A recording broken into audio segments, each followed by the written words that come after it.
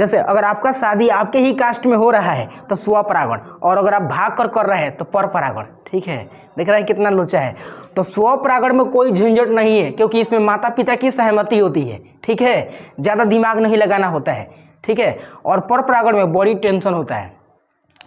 अगर कहीं परपरागण करते समय पकड़ा गए तो धो देगा एकदम बढ़िया से। मेरे प्यारे साथियों, हम लोग पढ़ रहे थे 12th का बायो का चैप्टर 2 पुष्पी पादपों में लैंगिक जनन। ठीक है, यह पार्ट 7 वीडियो है। पार्ट 6 वीडियो कल हमने आपको दिया था। पार्ट 6 वीडियो में हमने आपको बताया था कि पराग कोष का निर्माण कैसे होता है। ठीक है, तो उसमें बहुत सारी इन्फॉर्मेशन हमने आपको दिया था।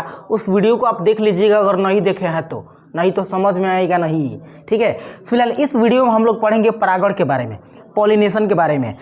पहले वीडियो में हमने आपको परागकण के बनने की प्रोसेस को बता दिया था। ठीक है, और उसका जो भ्रूण कोष था वो भी बनने की प्रक्रिया को हमने अच्छे से आपको बता दिया था विथ डायग्राम करके। ठीक है, तो आज हम पढ़ेंगे पॉलिनेशन के बारे में, परागकण के बारे में कि आखिर होता क्या है। ठीक है, यहाँ पे 2 चित्र हमने बनाए हैं ताकि इसको अच्छे से आपको हम समझा सके। तो आइए शुरू करते हैं। ये परागण का मतलब होता है कि किसी एक पुष्प के नर गैमेट्स को किसी दूसरे पुष्प के मादा गैमेट्स पर पहुंचा देना है, या किसी एक ही पुष्प के नर गैमेट्स को उसी पुष्प के मादा भाग पर पहुंचा देना परागण की प्रक्रिया कहलाती है। इंग्लिश में इसको बोलते हैं पॉलिनेशन। ठीक है, यह 2 प्रकार का होता है, एक होता है स्वपरागण और दूसरा परपरागण होता है। ठीक है, इंग्लिश में इसको बोलते हैं सेल्फ पॉलिनेशन, इसको क्रॉस पॉलिनेशन बोलते हैं। ठीक है, ये 2 परागण की प्रक्रिया होती है।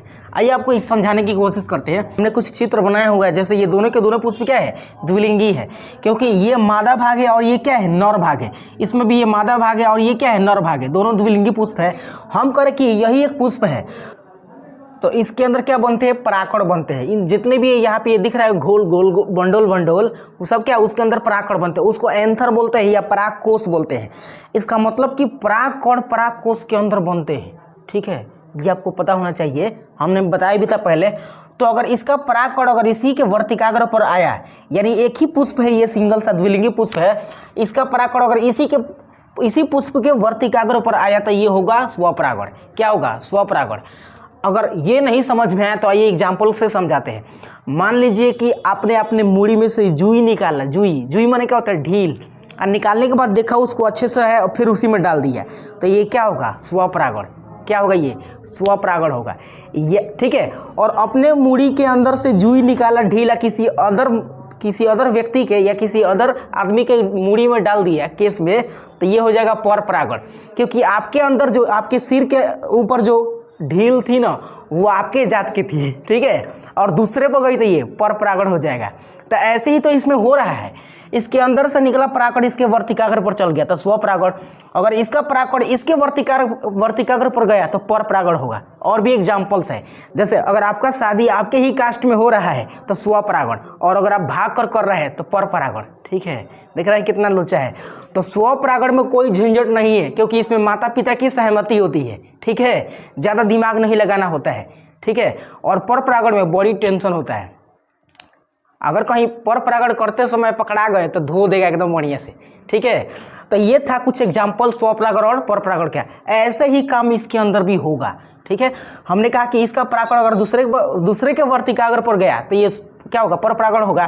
तो फिलहाल आपको समझ में आएगा कि अगर इसके परागकण इसी के वर्तिकाग्र पर गया तो ये क्या होगा, स्वपरागण। इसका मतलब कि पुष्प का द्विलिंगी होना बहुत जरूरी है। क्या, स्वपरागण के लिए, सेल्फ पॉलिनेशन के लिए पुष्प का होना बड़ी जरूरी है, अन्यथा स्वपरागण होगा नहीं। तो स्वपरागण केवल द्विलिंगी पुष्प में होता है, जैसे सरसों हो गया, गुड़हल हो गया, गुलाब हो गया। ठीक है, तो क्योंकि ये सभी द्विलिंगी पुष्प होते हैं तो इनमें जाहिर सी बात है कि क्या होगा, स्वपरागण होगा और कुछ नहीं, है ना। परपरागण भी होगा, लेकिन हम स्वपरागण की कंडीशन को पढ़ रहे हैं। आइए देखिए, तो इन सब में क्या होगा, तो स्वपरागण होगा।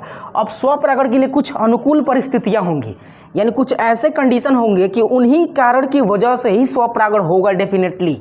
ठीक है, तो उसको समझते हैं। देखिए, अनुकूल परिस्थिति में सबसे पहला ये होगा कि द्विलिंगी पुष्प होगा। द्विलिंगी पुष्प होगा तो स्वपरागण होगा। ठीक है, आइए यहाँ पे दूसरा होगा समकाल पक्वता। देखिए, समकाल पक्वता यहाँ पे देखिएगा, दूसरा क्या है, समकाल पक्वता। नाम से क्या लग रहा है, सम का मतलब होता है समान, काल का मतलब होता है समय, और पक्वता का मतलब कि विकास करना, यानी समान काल में विकास किया होना चाहिए। किसका, तो परागकण और ये जो अंडाशय है उसके अंदर जो बीजांड है वो, मतलब बीजांड का और परागकण का समान समय में क्या होना चाहिए, विकास होना चाहिए, नहीं तो नहीं होगा। सपोज डेट कि परागकण विकास हो चुका है और अंडाशय विकास हो भी नहीं किया है, तो अगर परागकण को हम लगातार भेजें, सेल्फ पॉलिनेशन कराएं, तो अंडाशय निषेचित नहीं होगा, फल नहीं बनेगा, बीजों नहीं बनेगा। ठीक है, इसका मतलब यह है कि परागकण और बीजांड का समान समय में विकास होना बहुत जरूरी होता है। तो इसको बोलते हैं समकाल पक्वता। मतलब समझ रहे हैं कि परागकण अर्थात मादा भाग और नर भाग दोनों अगर समान समय में विकसित हो रहे हैं, मेच्योर हो रहे हैं, तो इस कंडीशन को हम समकाल पक्वता कहते हैं। इसका मतलब कि स्वपरागण के लिए समकाल पक्वता का भी होना बहुत जरूरी है। ठीक है, नहीं तो स्वपरागण की संभावना ही नहीं की जा सकती है। ठीक है, आइए आगे चलते हैं। ये सारी घटनाएं हमने आपको पिछले वीडियो में बता दिया कि परागकण कैसे बन रहे थे, बीजांड का विकास कैसे हो रहा था। ठीक है, आइए यहाँ आगे चलते हैं। तीसरा कंडीशन है अनुन्मूल्य परागणी या क्लिस्ट्रोगैमस पुष्प। एक ऐसे पुष्प होते हैं ना कि जिनका बाह्य दलपुंज जो होता है, बाह्य दलपुंज ये खुलता ही नहीं है। बाह्य दलपुंज सब आपको यहाँ पे दिख रहा होगा चित्र में। ठीक है, ये क्या है, बाह्य दलपुंज है ये। ठीक है, या दलपुंज बोल सकते हैं, यानी पुष्प का समस्त पार्ट्स, दलपुंज हो या क्या हो, दलपुंज या बाह्य दलपुंज हो, अगर ये अपने आपस में सटा हो, यानी पुष्प के अंदर के सभी भाग नहीं दिख रहे हो, परागकण भी ऊपर से झांकने से नहीं दिख रहा हो, ऐसे हो, जैसे मान लीजिए परागकण का पार्ट से, ठीक है, और ऐसे ये सब बंद हो, तो ऐसे पुष्प को क्या बोलते हैं, क्लिस्ट्रोगैमस पुष्प बोलते हैं। ठीक है, या अनुन्मूल्य परागणी पुष्प बोलते हैं। समझ रहे हैं? ठीक है, तो इस कंडीशन में क्या होगा, स्वपरागण होगा। सोच लीजिए कि अगर परागकण बाहर से नहीं दिख रहे हैं, यानी कीट पतंगों को जाने के लिए रास्ता नहीं हो इसके अंदर, तो इसका मतलब ये बोल सकते हैं कि सभी के सभी पुष्प के भाग ये ढके हुए हैं, ऐसे बंद है। ठीक है, तो बंद पुष्प को ही क्या बोलते हैं, क्लिस्ट्रोगैमस पुष्प। तो इस कंडीशन में सोचिए कि दूसरा कोई कीट पतंग इसके अंदर आएगा नहीं तो दूसरा कोई परागकण इसके अंदर आएगा। ठीक है, तो ऐसे सिचुएशन में भी क्या होगा, स्वपरागण होगा। ठीक है, तो ये तीन कंडीशन थे स्वपरागण के लिए कि इस तीन कंडीशन के आधार पर ही क्या होगा, स्वपरागण। अब ऐसे कौन कौन से पुष्प है सर कि जिसका मुँह ऐसे बंद रहता है, आ नहीं बोले रहता है, ऐसे बंद रहता है, तो उन पुष्पों में है पारचूलिका और गुलमेहंदी। ठीक है, पारचूलिका और गुलमेहंदी का जो बाह्य दलपुंज और दलपुंज होता है ये खुलता नहीं, बंद रहता है ऐसे हमेशा। ठीक है, इसका मतलब कि जब बंद रहेगा तो किसी भी तरह से परागकण, दूसरा कोई परागकण जाने के लिए रास्ता ही नहीं होगा, तो स्वपरागण ही होगा, परपरागण नहीं होगा। ठीक है, तो ये कुछ कंडीशन थे किसके लिए, स्वपरागण के लिए। अब हम समझते कि स्वपरागण से क्या कुछ लाभ है कि नहीं, तो लाभ तो बहुत है। देखिए यहाँ पे हमने लिख रखा है। ठीक है, यह सरल होता है, इसमें कोई झंझट नहीं होता है, इसमें परागकण को दूर से नहीं लाना पड़ता है। ठीक है, लेकिन पर परागण में परागकण को दूर से लाना पड़ता है, ये भी पढ़ेंगे अभी हम लोग, तो ये आसान होता है। देखिए ना यहाँ पे, अगर ये मान लीजिए हम धक्का ऐसे हिला दिए, पुष्प के डरिया को पकड़ के हिला दिए, तो इसका परागकण झड़ के एगो दूगो तो गिर जाएगा इस पर, क्या कि परागकोश बहुत सारे होते हैं। अब परागकोश के अंदर परागकण बहुत सारे होते हैं, अनेक होते हैं, तो एको गो तो चल जाएगा इसके अंदर अगर हिला दिए तो। कहाँ ज़्यादा मेहनत करना पड़ा, या हो सकता है कि हवा बहा बहुत ज़्यादा, हवा के झोंका ने मार दिया किसको, पुष्प के डाली को हिला दिया इसे, तो हिलाने के बाद तो एगो दूगो परागकण उसके अंदर चल जाएगा ना। तो क्या है, एकदम सिंपल है, सरल सा है। ठीक है, स्वपरागण ये लाभ है इसका। इसमें ना शुद्ध वंशानुक्रम होता है।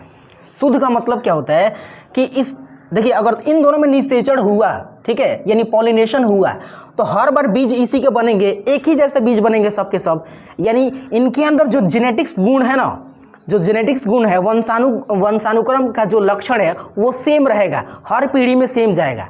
ठीक है, यही तो इसका मतलब है शुद्ध वंशानुक्रम।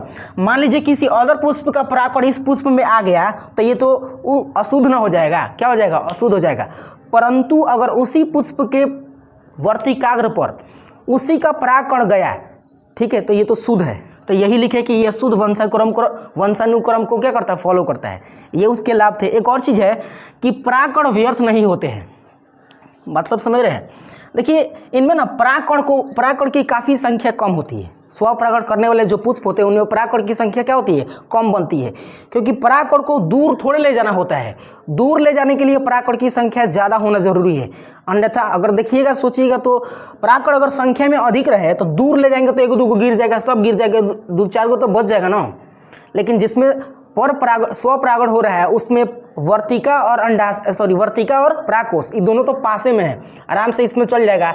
इसका मतलब यह हुआ कि इसमें परागकण व्यर्थ नहीं होते, और ये भी बोल सकते हैं कि इसमें परागकण की संख्या काफ़ी कम बनती है। ठीक है, ज़्यादा नहीं बनाना पड़ता इसको, ठीक है। तो ज़्यादा बनाना नहीं पड़ेगा परागकण, इसका मतलब कि पुष्पों में एनर्जी का लॉस कम होगा, ठीक है, यही तो लाभ है इसका।